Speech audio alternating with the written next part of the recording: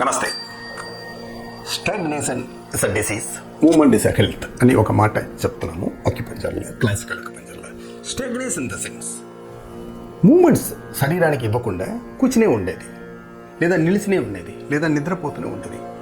Body ఎప్పుడు దాకా మూమెంట్గా లేదు, మన శరీరంలో ఉండే 9 జాయింట్స్ ఎప్పుడు మీకు మూమెంట్గా లేదు.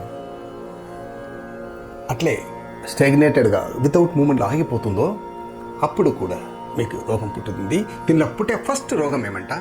గ్యాస్ ట్రబుల్ అంటారు. ఎప్పుడు మీకు గ్యాస్ ట్రబుల్ అనే ఒక రోగం స్టార్ట్ అవుతుంది, అక్కడ మీరు తెలుసుకోవాలి మీకు బాడీలో మెటబాలిజం అనేది చెప్తారు. ఇది సింపుల్గా చెప్పాలంటే మన జీర్ణం సరిగా అవ్వట్లేదు. ఎప్పుడు మెటబాలిజం సరిగా లేదు అక్కడ మెటబాలిక్ డిసార్డర్ ఉంటుంది. దాదాపు 3700 డిసీజ్ దాని వెనకాల ఉంటుంది. For example what is metabolism disorder అని చెప్పాలంట first and foremost disease diabetic, thyroid, blood pressure, cholesterol, obesity, dementia, sleeplessness, ఇంకా ఒక లిస్ట్ పోతూ ఉంటుంది. ఎందువల్ల?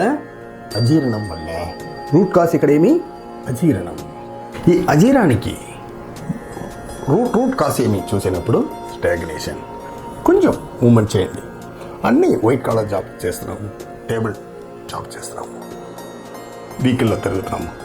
ఈ రోజు నుంచి చిన్న చిన్న మూమెంట్స్ పెట్టుకోండి. చిన్న చిన్న వాకింగ్ చేయండి, చిన్న లైఫ్ స్టైల్ మార్చేయండి. చాలా సఫిస్టికేటెడ్గా, చాలా సెన్సిటివ్గా అయిపోయింది మన body. So come out from your stagnation attitudes. మూమెంట్స్లో ఉండండి, హ్యాపీగా హెల్తీగా ఉండండి. Thank you for watching.